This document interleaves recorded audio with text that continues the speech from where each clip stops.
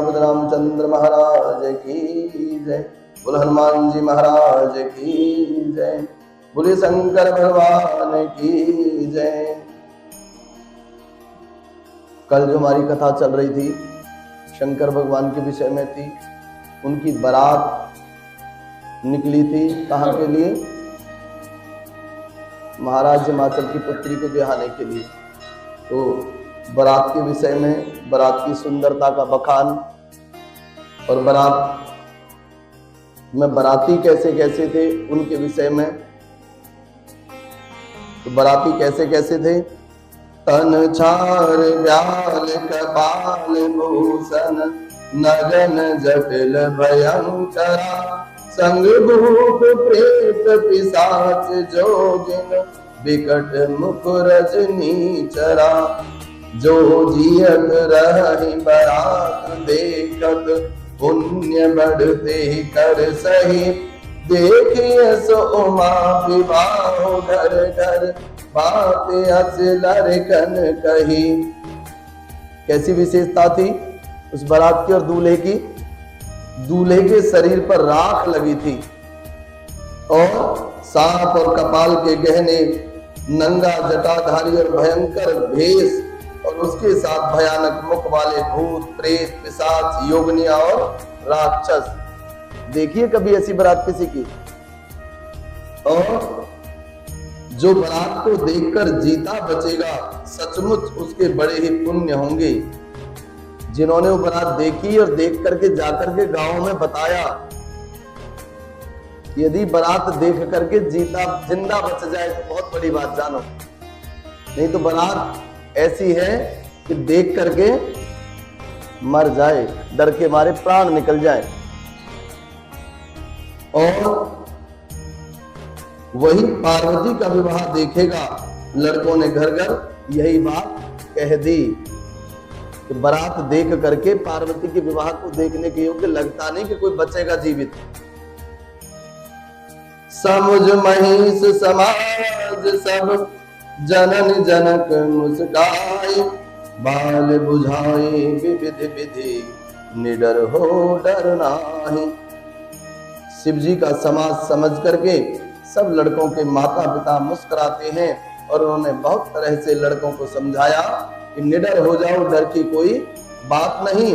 और अगवान लोग बराती को लिवा लाए। उन्होंने सबको सुंदर जनवासी ठहरा दिया।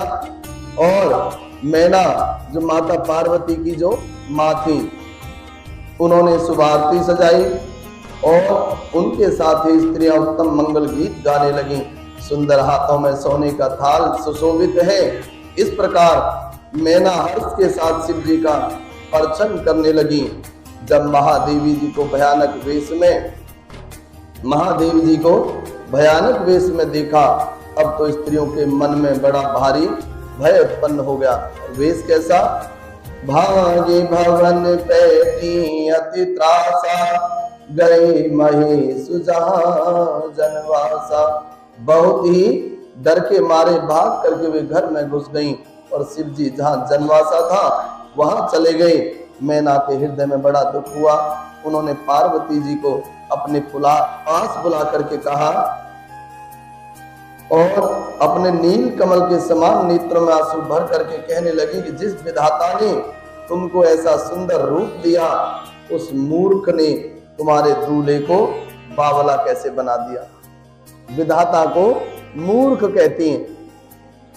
एक तो उस भगवान ने इतना सुंदर स्वरूप दिया जो अपने आप में अद्वितीय है, तुम्हारे जितना कोई सुंदर नहीं। और दूसरा कहते ना भगवान सबकी जोड़ी बनाता है। लेकिन हाय हाय रे मेरे भाग्य और तेरे नसीब कि तेरा दूल्हा कैसा बना दिया। और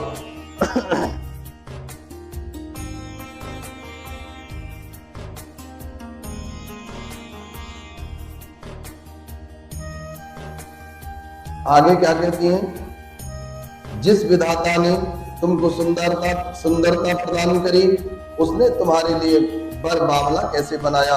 जो फल कल्प वृक्ष में लगना चाहिए वह जबरदस्ती बबूल में लग गया। मैं तुम्हें लेकर के पहाड़ से गिर पड़ूंगी। आग में जल जाऊंगी या समुद्र में कूद पड़ूंगी, चाहे घर उजड़ जाए और संसार भर में कीर्ति फैल जाए, पर जीते जी मैं इस बावले से तुम्हारा ब्याह नहीं होने दूंगी। ममता कैसी होती है? अंधी। ममता कैसी होती है? अंधी, है ना? ये नहीं, सचमुच अंधी होती है। अब देखो कितनी बड़ी बात है, कहा तो कल तक वो मैना भी भगवान शिव की पूजा किया करती थी, आरती उतारा करती थी, देवों को देव है ये माना करती थी, सब कुछ। अब जैसे ही भगवान का साक्षात्कार हुआ, वो अपना सिर पीटने लगी कि बेटा तू चिंता मत कर, इज्जत बेइज्जती ऊंच नीच सब तेरी माँ है ना, वो झेल लेगी, चाहे मुझे तुझे लेकर के आत्महत्या करनी पड़े, पर इस पागल के साथ तेरा ब्याह नहीं होने दूंगी। दुनिया क्या कहती है कहने दे, चाहे मुझे आग में जलना पड़े, पहाड़ से कूदना पड़े, जहर खाना पड़े, पर तू चिंता मत कर, किसी भी कीमत पे मैं इस पागल से तेरी शादी नहीं होने दूंगी। और भाई विकल्य बुला सकल दुखित देख गिरनार, हरि बिलापुरो गति बदति सुतासने समार।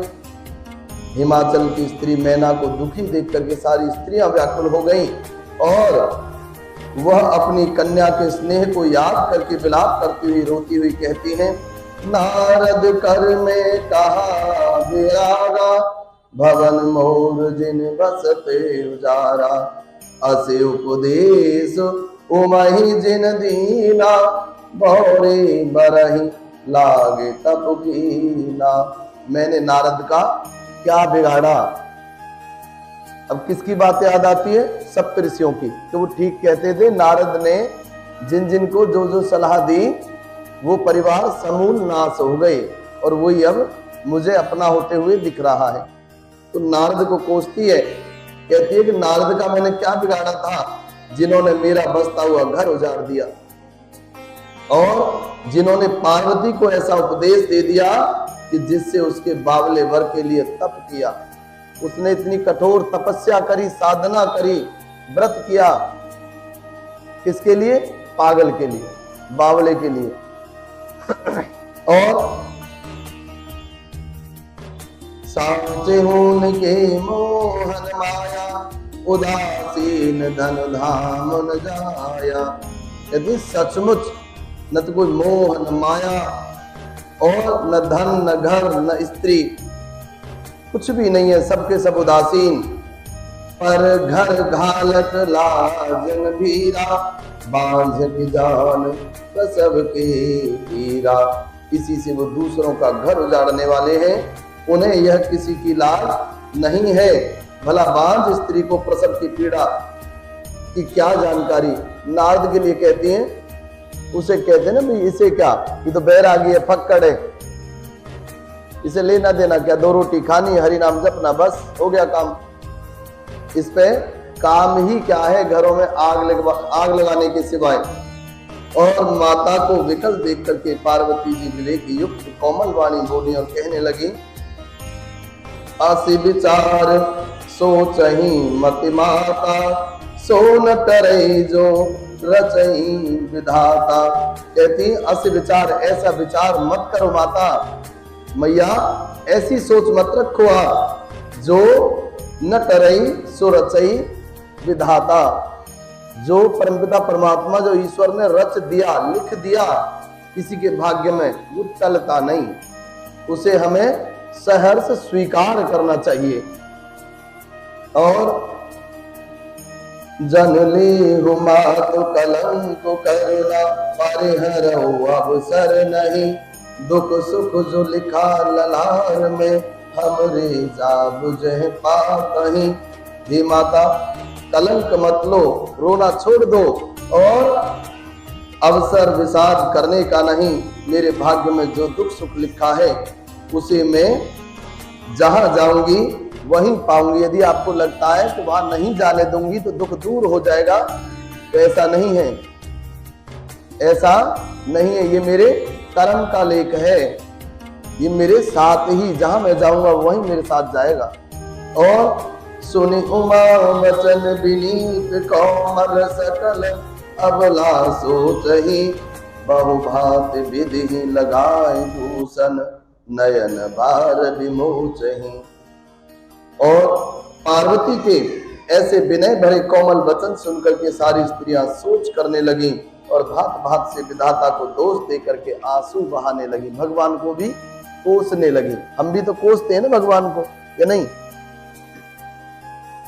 कोसते हैं। बहुत कुछ करते करते भी चीजें हमारे हाथ से निकल जाएं तो हम भगवान को एक पल बिना देरी किए, बिना सोच विचार के हम भगवान का आरोप लगाते हैं। भाई छोटे से बच्चे की क्या गलती, इसने कौन सा, इसने तो भी कुछ देखा भी नहीं, इसे ऐसा कष्ट क्यों दे दिया? फिर हमें लगता है ना कहीं तो गड़बड़ है भगवान के गणित में। तो ऐसे ही वो सब इकट्ठी होकर के भगवान को कोस रही हैं, दोष दे रही हैं भगवान को। और इतना सब सुन करके तेहि अवसर नारद सहित अरि ऋषि सप्त समेत, समाचार सुने तो ही नहीं रे गवनी तुरत निकेत। इस समाचार को सुनते ही हिमाचल उसी समय नारद जी और सप्त ऋषियों के साथ लेकर के अपने घर आ गए। तब नारद जी ने पूर्व जन्म की कथा सुना करके सबको समझाया और कहा कि हे मैना, तुम मेरी सच्ची बात सुनो, तुम्हारी यह लड़की साक्षात जगत जननी अंबिका है, भवानी है, और ये अजन्मा, अनाद और अविनाशी शक्ति है, सदा शिव जी के अर्धांग में रहती हैं। ये जगत की उत्पत्ति, पालन और संहार करने वाली है और अपनी इच्छा से ही लीला शरीर धारण करती हैं।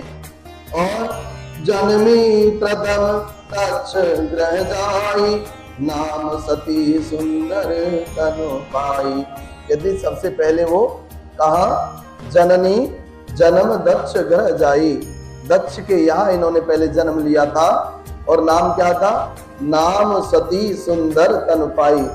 सती नाम की बड़ी सुंदर कन्या के रूप में वहां उत्पन्न हुई, पैदा हुई, प्रकट हुई। तहु सती शंकर ही विवाही, वहां भी सती शंकर को ब्याही थी। और कथा प्रसिद्ध सकल जग माही, यह कथा तो विश्व विख्यात है और आपने भी सुनी होगी। वही माता सती आपके यहाँ पार्वती रूप में जन्म लेकर के आई है। और ये कोई साधारण कन्या नहीं है, ये जो हम देख रहे हैं इन्हीं की लीला है। और एक बार आवत शिव संगा, देखो रघुकुल कमल पतंगा, भयहु मोह शिव कान कीना, ब्रह्म वसुवेशु सीय कर लीना। यहाँ कह रही एक बार शिव के साथ आई थी और भगवान शिव ने भगवान श्री रामचंद्र के चरण कमलों के दर्शन के लिए आग्रह करा और वो दर्शन करके प्रणाम करके लौटे बस।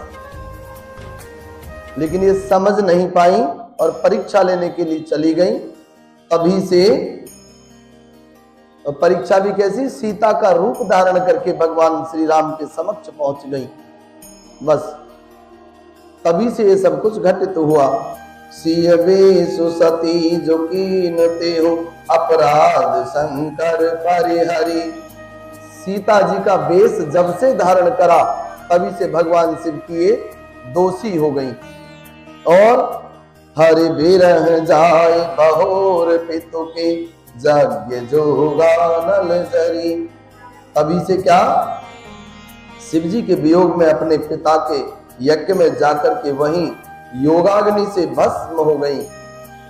जैसे ही भगवान ने त्याग करा इनका, तो इन्होंने अपनी योगाग्नि से अपनी देह का उसी क्षण उसी पल अपने पिता के घर जाकर के त्याग कर दिया। और अब जन्म तुम्हारे भवन निज पद, लाग दारुण तप किया। अब दोबारा तुम्हारे भवन तुम्हारे घर में इन्होंने जन्म लिया है और पुनः तप किया, साधन किया। अस जान संशय तजहु गिरिजा सर्वदा शंकर प्रिया। और ऐसा जान करके आप संदेह छोड़ दो, और पार्वती तो सदा ही शिव जी की ही प्रिया हैं और थी और रहेंगी। सुन नारद के वचन तब सब कर मिटा विषाद, छन महु व्यापहु सकल पुर घर घर यह संवाद। जैसे ही देवर्षि नारद जी ने प्रसंग सुनाया, तुरंत सभी के मन में जो चिंता थी, व्याकुलता थी, संदेह था, वो मिट गया। और संदेह के मिटते ही पूरे नगर में, पूरे राज्य में खबर पहुंच गई कि जो हम संदेह और शंका कर रहे थे वो मिथ्या थी, ऐसा नहीं है। तब मैं नाहिम बंतु आनंदे, पुनि पुनि पार्वती पद बंदे। तब मैना और हनुमान आनंद में मग्न हो गए। उन्होंने बारंबार पार्वती के चरणों की वंदना करी। जब उन्हें पता लगा कि सिर्फ बेटी नहीं जगत जननी है। हमें ये भी समझना चाहिए कि जो मातृ शक्ति होती है, नारी शक्ति होती है, वो सिर्फ पत्नी, पुत्री, बहन, वास्तविकता में यही एकमात्र शक्ति ऐसी है जो सृष्टि का सृजन करती है, सृष्टि की रचना करती है और आवश्यकता पड़ने पर सृष्टि का संहार करने की भी सामर्थ्य रखती है। लगे हो न पुर मंगल गाना, सजे सबहि आतक घटनाना। नगर में मंगल गीत गाए जाने लगे। सबने भांति भांति के सुवर्ण कलश सजाए। पाठ शास्त्र में जैसी रीति है उसके अनुसार अनेक भांत की जोनार हुई, रसोई बनाई।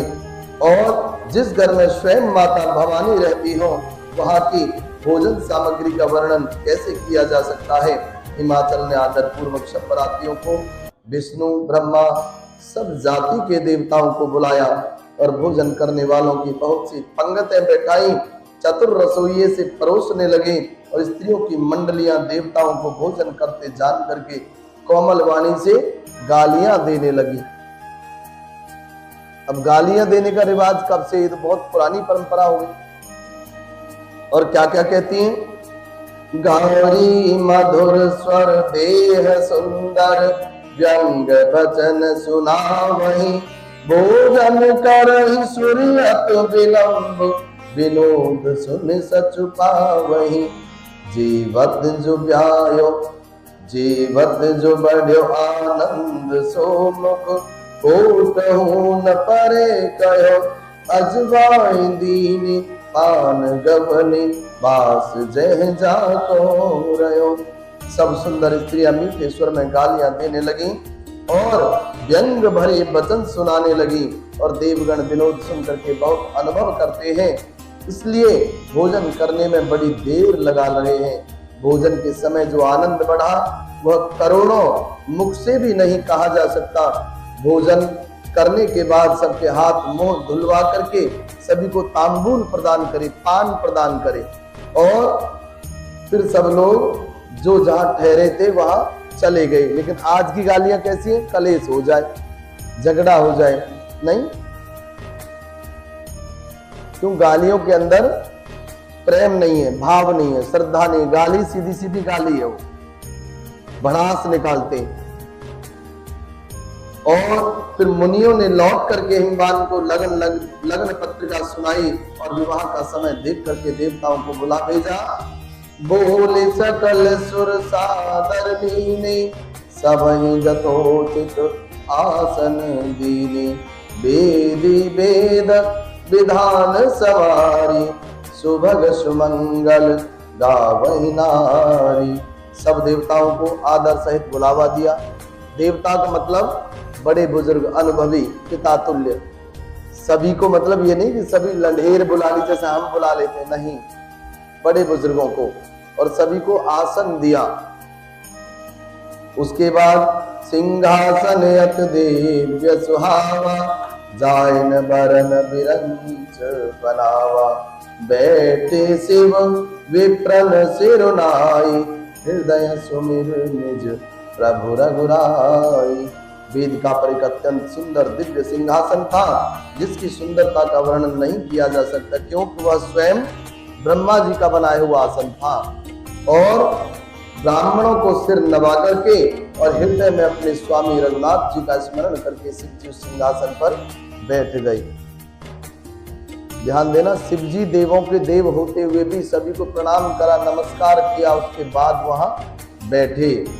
और आज तुम बच्चों से कहते रहे बैठने से पहले सबको राम राम कर ले, कहना पड़ता है। और फिर मुनीश्वरों ने पार्वती जी को बुलाया, सखियां श्रृंगार करके उन्हें ले आई। पार्वती जी के रूप को देखते ही सब देवता मोहित हो गए। संसार में ऐसा कभी कौन है जो सुंदरता का वर्णन कर सके। पार्वती जी को जगदम्बा और शिव जी की पत्नी समझ करके देवताओं ने मन ही मन प्रणाम किया। और आज देखो, सभी को पता है, जब कन्या का विवाह होता है तो उसे लक्ष्मी रूपा मानते हैं और उस वर को विष्णु रूपा मानते हैं। और जब हम हस्तलेपन क्रिया करते हैं ना, हाथ पीले करना कन्यादान के समय, चरण स्पर्श करते हैं दोनों के, चाहे रिश्ते में वो कोई भी लगो, करते हैं ना। उसका मतलब सिर्फ ये होता है कि जो वहां पे भरी सभा जो होती है उसमें कोई किसी का कुछ लगे, वो पूजनीय होते हैं हमारे। लेकिन आज यहां भी बड़ी समस्या, किसी के लिए कोई पूजनीय नहीं है, सिर्फ माता पिता और बड़े बुजुर्ग, सिर्फ वो उसका महत्व समझते हैं। बाकी तो न जाने कौन मन में क्या विचार रखता है, कैसी दृष्टि रखता है। और देवताओं ने प्रणाम किया। भवानी जी सुंदरता की सीमा है और करोड़ों मुखों से भी उनकी शोभा नहीं की जा सकती। जगत जननी पार्वती जी का महान शोभा का वर्णन करोड़ों मुखों से भी नहीं बनता। वेद, शेष जी और सरस्वती उसे कहते हुए सच्चा जाते हैं, तब मंद बुद्धि तुलसी किस गिनती में है। सुंदरता और शोभा की खान माता भवानी मंडप के बीच में जहां शिव जी थे वहां गई और वे संकोच के मारे पति के चरण कमलों को देख नहीं सकती, परंतु उनका मन रूपी भौरा तो वहीं रसपान कर रहा था। और मुनियों की आज्ञा से शिव जी और पार्वती जी ने गणेश जी का पूजन किया। मन में देवताओं को अनादि समझ करके कोई इस बात को सुन करके शंका न करे कि गणेश जी तो शिव जी और पार्वती की संतान हैं, अभी विवाह से पूर्व ही कहां से आ गए। अच्छा, आप भी यही सोच रहे। मुनि अनुशासन गणपति पूजे शंभु भवानी, कोई सुन संशय करे जन सूर्यनाथ जी जान। वेदों में विवाह की जैसी रीति है, महामुनियों ने वह सभी रीति करवाई। पर्वतराज हिमाचल ने हाथ में कुश लेकर के कन्या का हाथ पकड़ करके उन्हें भवानी शिव पत्नी जान करके शिव जी को समर्पण कर दिया। जब महेश ने पार्वती जी का पानी ग्रहण किया, तब इंद्र आदि सब देवता हृदय में बड़े हर्षित हुए। श्रेष्ठ मुनिगण वेद मंत्रों का उच्चारण करने लगे और देवगण शिव जी की जय जयकार करने लगे। अनेकों प्रकार के बाजे बाजने लगे, आकाश से नाना प्रकार के फूलों की वर्षा होने लगी और शिव पार्वती का विवाह हो गया। सारे ब्रह्मांड में आनंद भर आया। बाजहि बाजन विविध विधाना, सुमन भ्रष्ट नभ भय विधि नाना, दासी दास तुरग रत नाना, धेनु बसन मन वस्तु विभागा। दासी दास, रथ, घोड़े, हाथी, गाय, वस्त्र, मणि आदि अनेक प्रकार की चीजें, अन्न तथा सोने के बर्तन गाड़ियों में लदवा करके दहेज में दिए, जिनका वर्णन नहीं हो सकता। इतना सारा दहेज दिया, लेकिन ये दहेज प्रथा वाला दहेज नहीं था। क्यों? भगवान शिव की यदि हम बात करें तो उन्हें किसी भी चीज की आवश्यकता नहीं थी। उनके लिए सब भौतिक चीज क्या थी? भस्म, मिट्टी के समान, राख के समान। दाइज दियो बहुभात पुनि कर जोर हिम भूधर कहो का देहु पूरन काम शंकर चरण पंकज गह रहो शिव कृपा सागर ससुर कर संतोष सब भात कियो पुनि गही पद पातोज मयना प्रेम परिपूरन हियो। बहुत प्रकार का दहेज दे करके फिर हाथ जोड़ करके हिमाचल ने कहा कि हे शंकर, आप पूर्ण काम हैं और मैं आपको क्या दे सकता हूँ। और इतना कह करके वे शिव जी के चरण कमल पकड़ करके रह गए।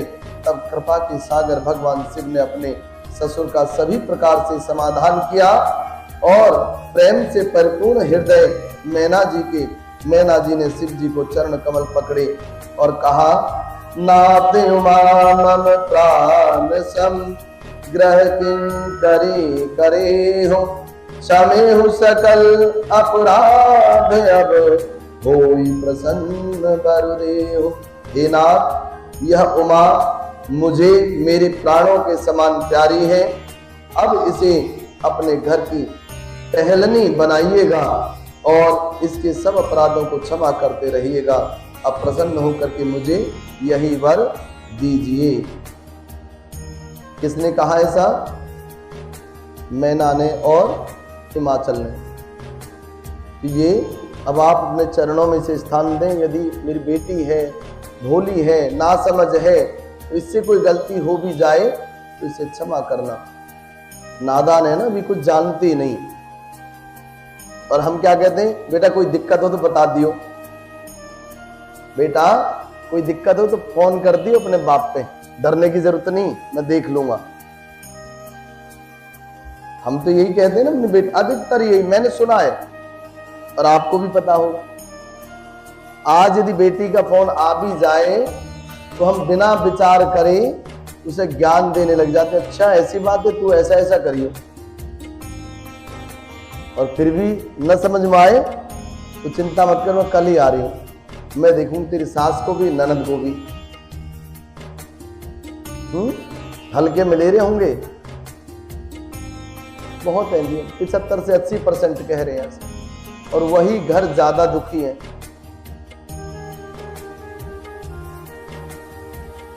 ये बड़ा अच्छे से ध्यान देना चाहिए। और क्या क्या कहते हैं, बहुविध संभव सासु समझाई गवनी भवन चरण सिरुनाई जननी उमा बोले तब लीनी लयो चंग सुंदर सिख दीनी। शिव जी ने बहुत तरह से अपनी सास को समझाया। तब शिव जी के चरणों में सिर नवा करके घर चली गई।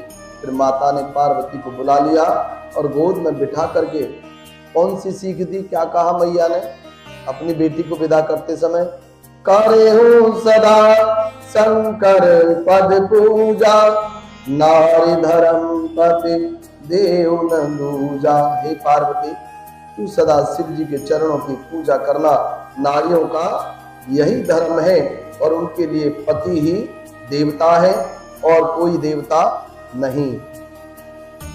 लेकिन पति पति हो तो ये ध्यान रखना। और बचन कहत भरे लोचन बारी बहुर लायुर लीन कुमारी। इस प्रकार की बातें कहते कहते उनकी आंखों में आंसू भर आए और उन्होंने कन्या को छाती से चिपटा लिया। फिर बोली, कतिविध सृजी नार जग माही पराधीन सपने सुख नाही। फिर बोलने लगी कि विधाता ने जगत में स्त्री जाति को क्यों पैदा किया, पराधीन को सपने में भी सुख नहीं मिलता। और भयति प्रेम विकल महतारी धीरज कीन कुसुमय विचारी। माता प्रेम से अत्यंत विकल हो गई, परंतु कुसुमय जान करके दुख करने का अवसर न जान करके उन्हें धीरज धरना पड़ा। देखो यहाँ पे एक बात कही, पराधीन सपने सुख नाही। यहाँ पे एक संकेत करा छोटा सा जैसे बेटियां अपने माता पिता के यहाँ पे स्वतंत्र रहती हैं, स्वच्छंद रहती हैं। और जैसे ही वो ससुराल में गई, वहां पर अनेक प्रकार की सिर्फ जिम्मेदारी नहीं, बंधन भी हैं। तो यहां पे बताया कि पराधीनता का स्वप्न भी यदि आ जाए तो वो भी अच्छा नहीं माना जाता। तो बेटियों को जन्म दिया ही क्यों, विधाता ने बेटियां बनाई ही क्यों। जैसे यहाँ भी हम कहते हैं कि बेटी को जन्म दिया ही क्यों, बेटी पैदा ही क्यों हुई, सिर्फ दुख झेलने के लिए, दुखी रहने के लिए। तो यहाँ ये माता भी कहती है ईश्वर से, हे विधाता तुमने बेटियों को जन्म दिया ही क्यों, क्योंकि ये पराई कही जाती है, विदा करना पड़ता। और विदा पराई मतलब परायों के यहाँ जाना, और वहां पे अनेक प्रकार से बंधन हैं। और बंधन तो सपने में भी हमें कहीं बंधन, हमें कोई सजा, जेल में कैद कर दिया जाए तो वो भी बुरा है। और पुनि पुनि मिलते परते गहि चरना, परम प्रेम कछु जाए न भरना। सब नारिन मिल बेटी भवानी, जाय जननी ओरे होने लपटानी। मैना बार बार मिलती है और पार्वती के चरणों को पकड़ करके गिर पड़ती है। बड़ा ही प्रेम है, कुछ वर्णन नहीं किया जाता। भवानी सब स्त्रियों से मिल करके, भेंट करके फिर अपनी माता के हृदय से जा लिपटती है। बेटियां जब विदा होती है तो उनके हृदय से पूछ करके देखो। लेकिन आज बेटियां विदा होते में वो भाव नहीं रहा, वो विचार नहीं रहा। और यहां देखो, मां भगवती पहले सती रूप में, फिर पार्वती रूप में, और वो भगवान शिव उनके अंशी, वो शिव के अंशी, वो दोनों एक ही हैं। फिर भी अपनी माता पिता से विदा होने का जो वियोग है, जो दुख है, जाने की इच्छा नहीं हो रही। जबकि कठोर तपस्या करी, 5-7 हजार वर्ष तपस्या करी, उसके बावजूद भी प्रेम तो देखो माता पिता के प्रति। और जन नहीं बहुर मिल चली, उचित आशीष सबका हो दई। फिर बिलोकत मातु तन सब, सकीले शिव पही गई। पार्वती जी माता से फिर मिलकर के चली, सब किसी ने उन्हें योग्य आशीर्वाद दिए। पार्वती जी फिर के माता की ओर देखती जाती थी। तब सखियां क्या कहती हैं, जाचक सकल संतोष शंकर, उमा सहित भवन चले। सब अमर हर से सुमन बरस, निशान नभ भाजे भरे। तब सखियां उन्हें शिव जी के पास ले गईं और महादेव जी यह सब याचकों को संतुष्ट कर पार्वती के साथ घर यानी कैलाश को चल पड़े। सब देवता प्रसन्न होकर के फूलों की वर्षा करने लगे और आकाश में सुंदर नगाड़े बजने लगे। चले संग हिमवंतो तब, पहुँचा वन अभेदो। विविध भांति परितोष कर, विदा कीन बिरस केतु। तब हिमवान अत्यंत प्रेम से शिव जी को पहुंचाने के लिए साथ चले। वृष के शिव जी ने बहुत तरह से उन्हें संतोष करा करके विदा कर दिया। होता ना, चलो आप अतिथि में छोड़ करके आओ। माता पार्वती के पिता साथ साथ हो लिए तो भगवान शिव ने उन्हें बहुत प्रकार से प्रिय वचन करे और उनसे कहा कि अब ठीक है, हम चले जाएंगे, आप घर को वापस जाएं। पर्वतराज हिमाचल तुरंत घर आए और उन्होंने सब पर्वतों और सरोवरों को बुलाया। हिमवान ने आदर दान विनय बहुत सम्मान पूर्वक सबकी विदाई की। जब शिव जी कैलाश पर्वत पर पहुंचे तब सब देवता अपने अपने लोकों को चले गए। तुलसीदास जी कहते हैं कि पार्वती जी और शिव जी जगत के माता पिता हैं, इसलिए मैं उनके श्रृंगार का वर्णन नहीं कर सकता। समझना इसको। और करहि विविध विध भोग विलासा, गण समेत बसहि कैलासा। हरि गिरजा बिहार निक नयो, यही विध विपुल काल चल गयो। शिव पार्वती विविध प्रकार के भोग विलास करते हुए अपने गणों सहित कैलाश पर रहने लगे।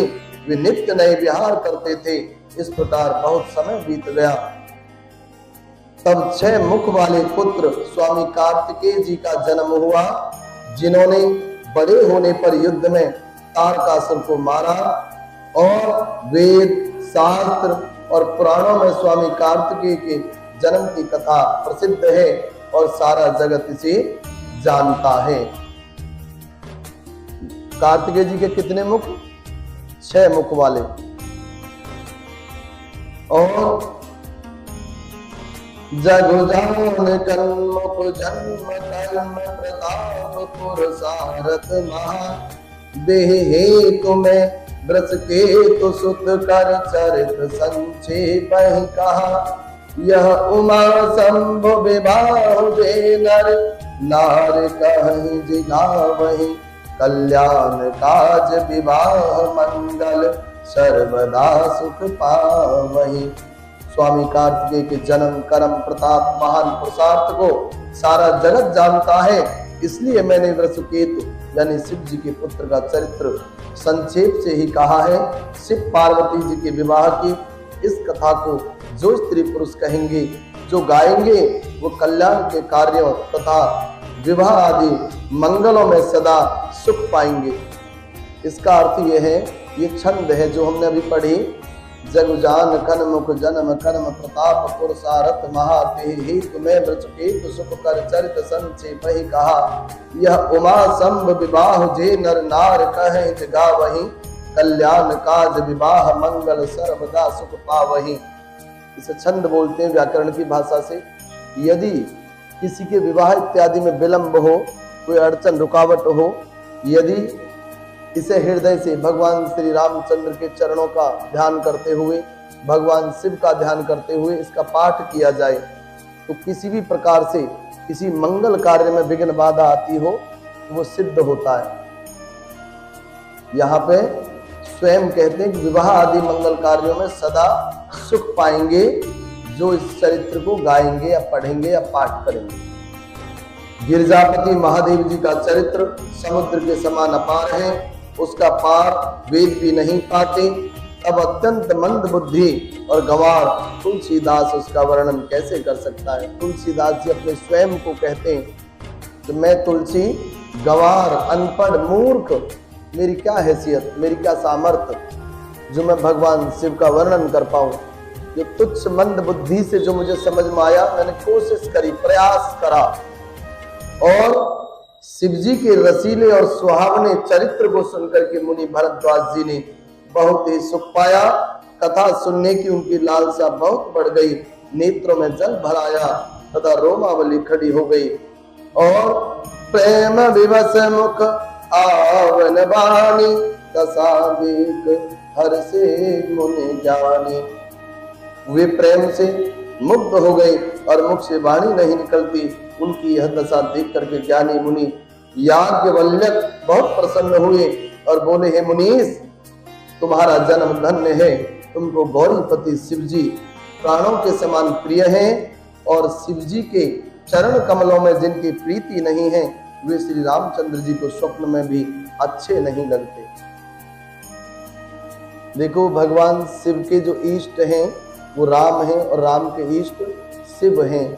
यहाँ पे बताया, यदि हम शिव को इष्ट बनाएं और राम को न सुमरें तो भगवान शिव प्रसन्न नहीं होंगे, और राम को इष्ट बनाएं और शिव को न हम सुमिरन न करें शिव का, तो राम प्रसन्न नहीं होंगे। शिव जी के समान रघुनाथ जी की भांति जो भक्ति का व्रत धारण करने वाला कौन है, जिन्होंने बिना ही पाप के सती जैसी स्त्री को त्याग दिया और प्रतिज्ञा करके श्री रघुनाथ जी की भक्ति को दिखा दिया। सो हे भाई, रामचंद्र जी को शिव जी के समान और कौन प्यारा हो सकता है। प्रथम ही मैं कही शिव चरित, बूझा मरम तुम्हार, सोच सेवक तुम राम के, रहित समस्त विकार। मैंने पहले ही शिव जी का चरित्र कह करके तुम्हारा भेद समझ लिया। तुम श्री रामचंद्र जी के पवित्र सेवक हो और समस्त दोषों से रहित हो, और मैंने तुम्हारा गुणशील जान लिया। जब मैं श्री रघुनाथ जी की लीला कहता हूँ तो सुनो। हे मुनि, आज तुम्हारे मिलने से मेरे मन में जो आनंद हुआ वह कहा नहीं जा सकता। हे मुनीश्वर, रामचरित्र अत्यंत अपार है, 100 करोड़ शेष जी भी उसे नहीं कह सकते। तथापि जैसा मैंने सुना है वैसा वाणी के स्वामी प्रेरक और हाथ में धनुष लिए हुए प्रभु रामचंद्र जी का स्मरण करके मैं कहता हूँ।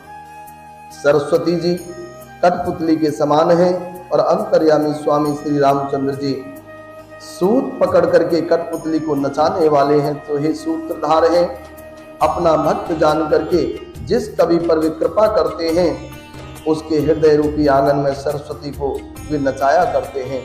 और उन्हीं कृपालु श्री रघुनाथ जी को मैं प्रणाम करता हूँ और उन्हीं के निर्मल गुणों की मैं कथा कहता हूँ।